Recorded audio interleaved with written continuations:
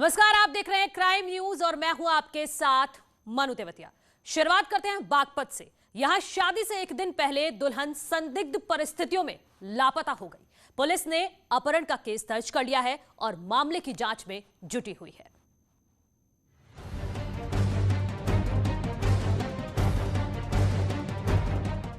बागपत में एक हैरत अंगेज मामला सामने आया है। यहाँ शहर कोतवाली थाना क्षेत्र में शादी से एक दिन पहले दुल्हन संदिग्ध परिस्थितियों में लापता हो गई। दुल्हन मेकअप कराने गई थी, तभी से वो संदिग्ध परिस्थितियों से लापता है। परिजनों ने अज्ञात युवक पर दुल्हन का अपहरण कर ले जाने का आरोप लगाया है। इसके बाद परिजनों ने थाने पहुंचकर दुल्हन के अपहरण का मुकदमा दर्ज कराया। मैं घर से पार्लर की नहीं गई थी जी, और रास्ते में इसका अपहरण हो गया। जिस दिन शादी थी आपका? शादी वाले दिन ही। बेटी क्या कर रही थी? बेटी जी ने MSc करके M.Ed करा था जी, और IAS की तैयारी कर रही थी। जब लड़की वापस मिलती आई तो आपको पता कैसे चला कि अपहरण हुआ या क्या? हमने उसे देखा जी, सारे को पूरा घर परिवार परेशान था, तो कहीं हमें मिली नहीं। और हमें उसका यूँ है जी, अगर जाती तो अपने सब डॉक्यूमेंट वगैरह कुछ तो लेके जाती, घर से कुछ नहीं लेके गई, तो सीधा हमें अपहरण का डाउट है जी। फिलहाल शहर कोतवाली पुलिस मामले की पड़ताल में जुटी हुई है।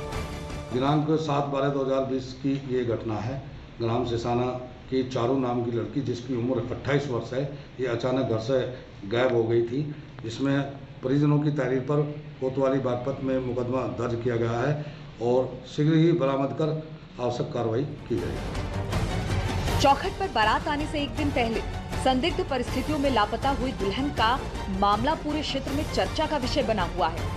अब देखना होगा कि पुलिस कितनी जल्दी लापता दुल्हन को बरामद कर पूरे मामले का खुलासा कर पाती है। न्यूज़ 18 के लिए बागपत से शहजाद राव की रिपोर्ट। नोएडा से बड़ी खबर है। यहां वकील की गोली मारकर हत्या कर दी गई है। घर में घुसकर गोली मारी गई है वकील को। गोली मारकर आरोपी मौके से फरार हो गया। फिलहाल पुलिस पूरे मामले की जांच में जुटी हुई है। थाना बीटा 2 क्षेत्र के सेक्टर 36 की यह घटना है, जहां घर में घुसकर एक बदमाश ने वकील को मौत के घाट उतार दिया है। तो नोएडा से एक बड़ी खबर आपको हम बता रहे हैं, जहां पर एक वकील की घर में घुसकर एक बदमाश ने हत्या कर दी। पता है, मोहम्मद खान नामक एक एडवोकेट थे, जो आज सुबह करीब 11 बजे अपने घर से निकल करके सर्विस रोड पे आ गए थे। उनका मुवक्किल वहाँ पे इंतज़ार कर रहा था। वहाँ पे एक व्यक्ति जो इनके पीछे ही आया, सेक्टर से ही इनके पीछे आया, उसने इन पे जो है फायर किया है, जिससे इनकी डेथ हो गई है। बेटे ने इनकी एक तहरीर दी है और ये संज्ञान में आया है कि इनके कुछ प्रॉपर्टी के डिस्प्यूट थे, और उसी में एक व्यक्ति पे इन्होंने शक भी जाहिर किया है। बाइस्तवा हम अभियोग भी पंजीकृत कर रहे हैं, लेकिन इसकी गहराई में भी हम जाएंगे, क्योंकि इनके कुछ डिस्प्यूट और भी हैं। किस डिस्प्यूट वाला बंदा आकर के घटना कर सकता है, इसकी पूरी तहकीकात करेंगे हम और बिल्कुल निष्पक्ष विवेचना करेंगे। इसी पर ज्यादा जानकारी के साथ हमारे सहयोगी नोएडा से अमित हमारे साथ जुड़ गए हैं। अमित, आरोपी की पहचान कर पाई है क्या पुलिस अभी तक? देखिए, आपको बता दूं कि सुबह एक तड़के की घटना थी, जब एक वकील अपने घर से निकलते हैं अपने मुवक्किल से मिलने के लिए। सर्विस रोड पे मुवक्किल खड़ा होता है अपनी कार में, पैदल निकल के पार्क से निकलते हैं। जैसे ही वो पार्क करते हैं तो पीछे से पार्क में बैठा एक व्यक्ति उनका पीछा शुरू कर देता है और पिस्टल से उन पर ताबड़तोड़ फायरिंग कर देता है, जिसमें 3 गोली उनके लगती है और मौके पर उनकी मौत हो जाती है। वहीं से जो आरोपी है वो फरार हो जाता है। पुलिस का कहना है कि जो मृतक हैं उनके बेटे द्वारा तहरीर दी गई है। तहरीर में बताया गया कि कुछ प्रॉपर्टी का विवाद था, कुछ संपत्ति का विवाद था, उस चीज को लेकर हत्या की आशंका जताई गई है। अमित, क्या परिवार की तरफ से कुछ संदिग्धों के नाम दिए गए हैं क्या?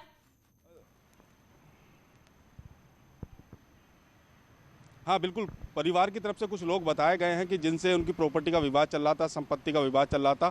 उसी चीज़ को लेकर पुलिस तफ्तीश कर रही है। पुलिस का दावा है कि जो जिनके लोगों के नाम दिए हैं उनसे पूछताछ की जाएगी, पता किया जाएगा कि क्या क्या डिस्प्यूट थे, और जो अन्य इनके डिस्प्यूट थे उनको भी लेकर पुलिस अब जाँच पड़ताल शुरू कर रही है। बताया जा रहा है कि जल्दी पुलिस इस मामले को खुलासा कर देगी। जी, बहुत शुक्रिया अमित आपका तमाम जानकारी के लिए। तो हमारे सहयोगी बता रहे हैं कि जमीन का ये विवाद था, हो सकता है कि किसी अपने ने ही वकील की हत्या की हो। आगे बढ़ते हैं। बलिया में घर में मिला मां बेटी का शव। संदिग्ध हालत में घर में मां बेटी का शव मिला है। कमरे में मिली कीटनाशक की कई शीशियां, कई दिन पुराने दोनों शव लग रहे हैं। फिलहाल पुलिस मामले की जांच में जुटी हुई है। दोकटी थाना क्षेत्र के रामनगर गांव का यह मामला है, जहां पर मां बेटी का शव संदिग्ध हालत में मिला है।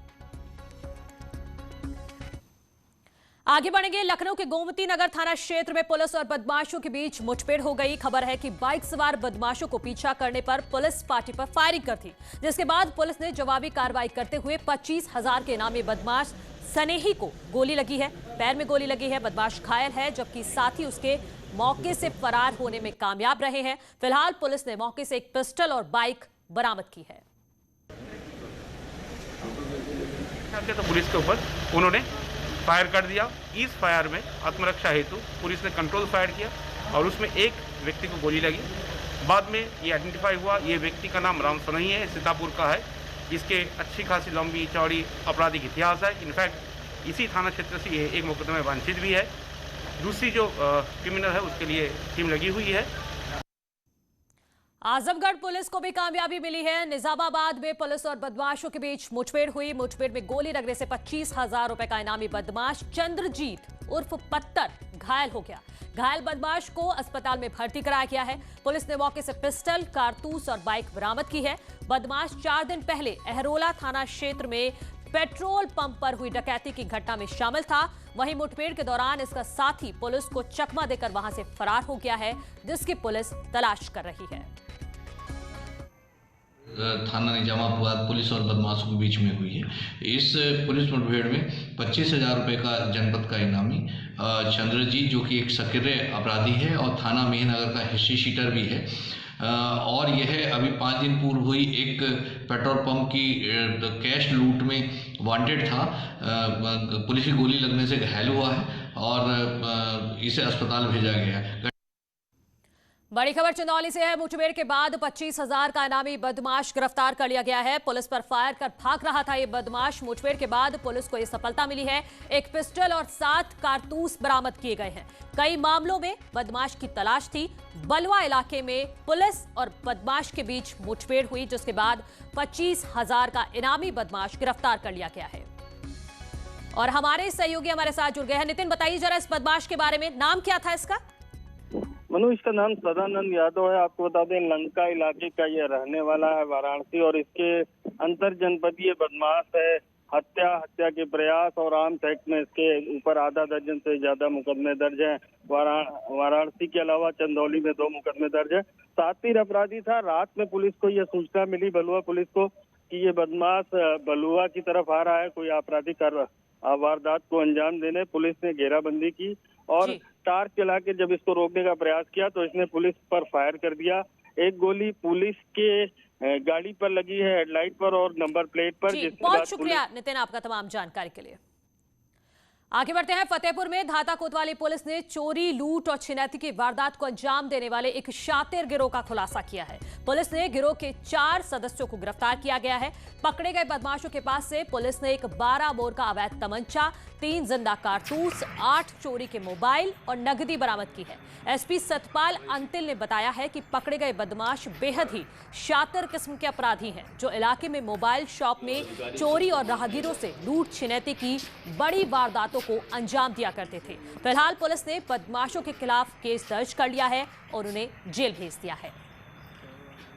इसके द्वारा एक सराहनीय कार्य किया गया है, जिसमें कि दुकानों में चोरी करने वाले व छिनौती करने वाले एक गैंग का पर्दाफाश किया गया है। इसमें 4 लोगों को गिरफ्तार किया गया है, जो कि खखरेरू थाना क्षेत्र और सुल्तानपुर गोश्त थाना क्षेत्र के रहने वाले हैं।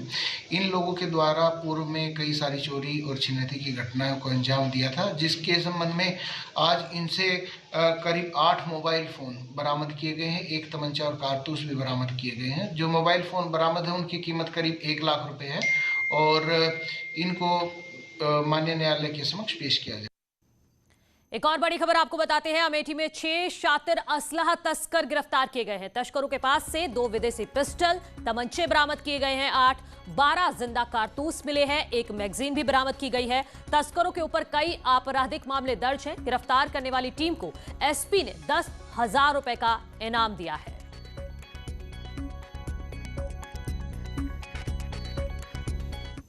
सुल्तानपुर में पुलिस और बदमाशों के बीच हुई मुठभेड़ में पुलिस ने 3 शातिर बदमाशों को गिरफ्तार किया है। मुठभेड़ के दौरान पुलिस की गोली लगने से 2 बदमाश घायल हो गए। वहीं एक सिपाही भी इस मुठभेड़ में घायल हुआ है। फिलहाल सभी को इलाज के लिए जिला अस्पताल में भर्ती करा दिया गया है। जनपद सुल्तानपुर प्रभारी निरीक्षक कुरेभार, कोतवाली देहात और आलियापुर तथा जनपद की स्वाट टीम इन्होंने पुलिस मुठभेड़ में 2 अपराधियों को गिरफ्तार किया है। मोहम्मद साबिर और अमित सिंह नाम है। और इनके जो है कटका धनपतगंज रोड पर इनको एक मोटरसाइकिल में जा रहे थे तीनों। पुलिस को सूचना मिली थी और उसके बाद इन्होंने पुलिस मुठभेड़ में गिरफ्तार किया गया। दोनों के पास से अवैध असलहे मिले हैं। गोरखपुर पुलिस ने चोरों के शातिर गैंग का खुलासा किया है। पुलिस ने गैंग के सरगना रवि गौड़ समेत 3 शातिर बदमाशों को गिरफ्तार किया है। गिरफ्तार बदमाशों के पास से लाखों की चोरी का माल बरामद किया गया है, जिसमें 2.25 लाख की नकदी समेत लाखों के जेवरात हैं। राजघाट पुलिस ने नॉर्मल ग्राउंड के पास से शातिर बदमाशों को गिरफ्तार किया है। नकदी समेत जेवर की चोरी हुई थी, जिसमें से पुलिस ने करीब 9 लाख रुपए नकदी व जेवर को बरामद किया। इस घटना में उधर आगरा में नशे के कारोबार का पर्दाफाश हुआ है। 25 किलो गांजे के साथ एक तस्कर को गिरफ्तार किया गया है। विशाखापट्टनम से आई थी ये गांजे की खेप और कैंट स्टेशन जीआरपी को ये बड़ी कामयाबी मिली है। तो नशे का कारोबार किस तरह से पनप रहा है आगरा में, उसको तोड़ दिया है आगरा ने। जो रैकेट वहां पर चल रहा था, आगरा पुलिस ने 25 किलो गांजा के साथ एक तस्कर को गिरफ्तार किया है। और तार कहां से जुड़े हैं? विशाखापट्टनम से। वहां से ये पूरी गांजे की खेप आई थी, जिसको कैंट स्टेशन जीआरपी ने बरामद किया है। चंदौली की बलवा पुलिस को बड़ी कामयाबी मिली है। पुलिस ने एक गांजा तस्कर को गिरफ्तार किया है। तस्कर के पास से भारी मात्रा में गांजा बरामद किया गया है। साथ ही तमंचा और कारतूस भी मिले हैं। फिलहाल पुलिस मुकदमा दर्ज कर आरोपी को जेल भेज चुकी है। एक आदमी मिला जिसको उन्होंने पूछताछ की, तो उसके पास से चेकिंग के दौरान उसके पास से 315 बोर का तमंचा और 2 जिंदा कारतूस 315 बोर बरामद हुआ। इसके अलावा जब डिक्की खोली गई तो डिक्की से 5 बंडल बरामद हुए, जो चेक किया गया तो उसमें नाजायज गांजा था। आगे बढ़ते हैं। हरदोई में रुपए लेकर खनन कराना वाले एक थाना अध्यक्ष को खनन कराना महंगा पड़ गया है। रुपए लेकर खनन कराने का बात का ऑडियो वायरल होने के बाद एसपी अनुराग वत्स ने उन्हें निलंबित कर दिया है और उनके विरुद्ध विभागीय कार्यवाही के आदेश भी जारी किए हैं। मंजिला के थाना अध्यक्ष संजय कुमार शर्मा के ऊपर रुपए लेकर खनन कराने का आरोप लगा था। इसको लेकर वे काफी समय से चर्चा में थे। इसी बीच उनके 2 ऑडियो वायरल हो गए, जिसमें रुपए लेकर वे खनन कराने की बात कर रहे थे। दोनों ऑडियो वायरल होने के बाद एसपी अनुराग वत्स ने मामले की जांच एएसपी पश्चिमी कपिल देव सिंह से कराई। जांच में आरोपी की पुष्टि हुई और उसके बाद एसपी ने थाना अध्यक्ष संजय कुमार शर्मा को निलंबित कर दिया है। एसपी ने संजय कुमार शर्मा के विरुद्ध विभागीय जांच के आदेश भी दिए हैं। एसपी की इस कार्यवाही से हड़कंप मचा हुआ है। मंझिला के वो थाना अध्यक्ष थे, उनके 2 ऑडियो क्लिप्स वायरल हुए थे, जिनका संज्ञान लिया गया था और उस पर प्रथम दृष्टया जांच की गई तो ज्ञात हुआ कि उसमें सच्चाई है। तो उनको जो है उनके खिलाफ दंडात्मक कार्रवाई की गई है। उनका सस्पेंशन पुलिस अधीक्षक महोदय द्वारा किया गया। लोग जानते हैं कि लालच ठीक नहीं है, इसमें कई बार नुकसान उठाना पड़ सकता है, लेकिन फिर भी लोग लालच में पड़ जाते हैं और तब जब लुट जाते हैं तब होश आता है। एसटीएफ ने दिल्ली से एक ऐसे ही ठग को गिरफ्तार किया है जो लोगों को लालच देकर ठगता था, लेकिन इसकी ठगी के तरीके बहुत ही हाईटेक थे।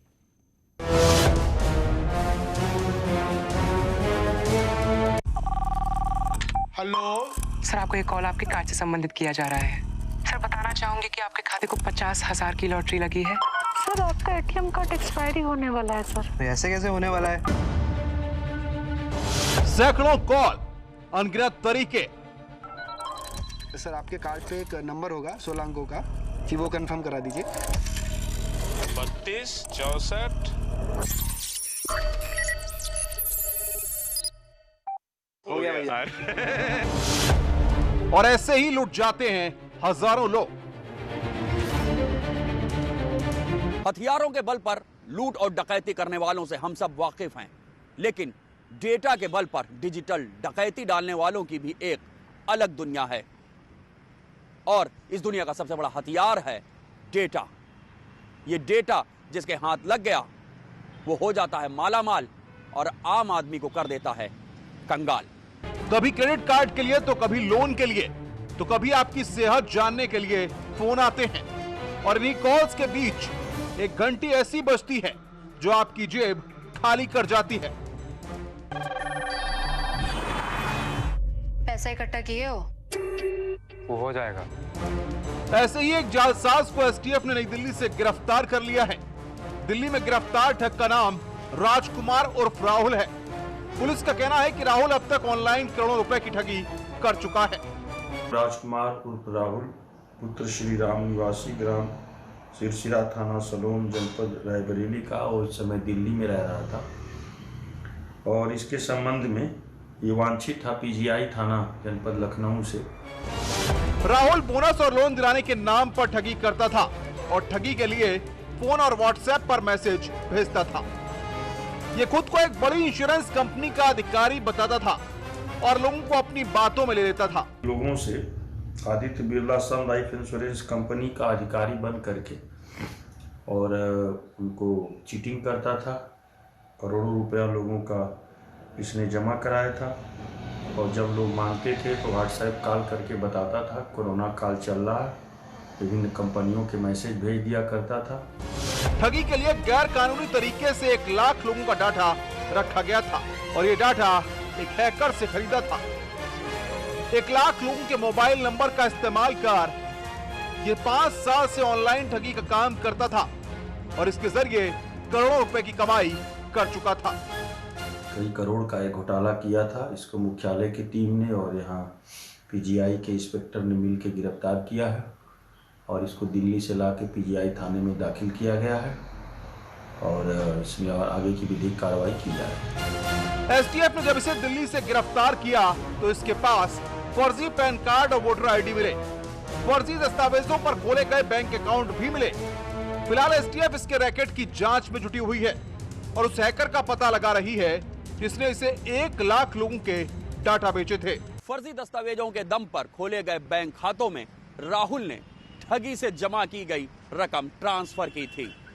हालांकि राहुल तो गिरफ्तार हो गया है, लेकिन तमाम बड़ी बड़ी कंपनीज को अब ये सोचना चाहिए कि कैसे उनके पास जो लाखों लोगों का डेटा है वो सुरक्षित रहे, ताकि कोई और ठग उसे ना बना सके अपना हथियार। कैमरामैन उपेंद्र यादव के साथ ऋषभ मणि त्रिपाठी, न्यूज़ 18 लखनऊ। रुक रहे एक छोटे से ब्रेक के लिए, जल्द लौट रहे हैं।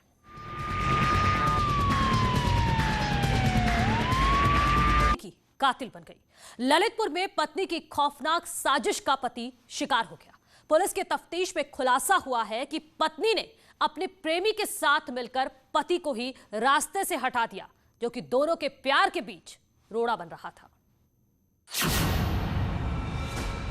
बेवफा बीवी का मर्डर प्लान, कातिल रिश्तों की डरावनी कहानी, प्रेमी से प्यार और पति का कत्ल। ललितपुर में पत्नी ने अपने प्रेमी के साथ मिलकर अवैध संबंधों में बाधा बन रहे अपने ही पति की हत्या कर दी और शव को गांव के बाहर फेंक दिया।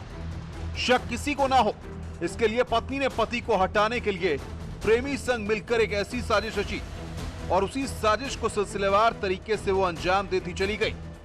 पुलिस ने प्रेमी जयराम सेन और आरोपी पत्नी को तो गिरफ्तार कर सलाखों के पीछे भेज दिया है, पर इस घटना ने कातिल रिश्तों की डरावनी कहानी को सबके सामने ला दिया है। दरअसल जयराम ने मनोज को अपनी गाड़ी लेकर भोपाल जाने के लिए तैयार किया। इसी बीच उसे बुढ़वार रोड पर एक नहर किनारे ले जाकर चाकुओं से गोद कर उसकी हत्या कर दी और खुद मौके से फरार हो गया। कैसे मारा आपने? कैसे मारे, क्यों की हत्या? नशे में की। क्यों मारे, तुम्हारा क्या उससे संबंध था? ऐसे दोस्त यार। और कौन कौन था तुम्हारे साथ? अकेले।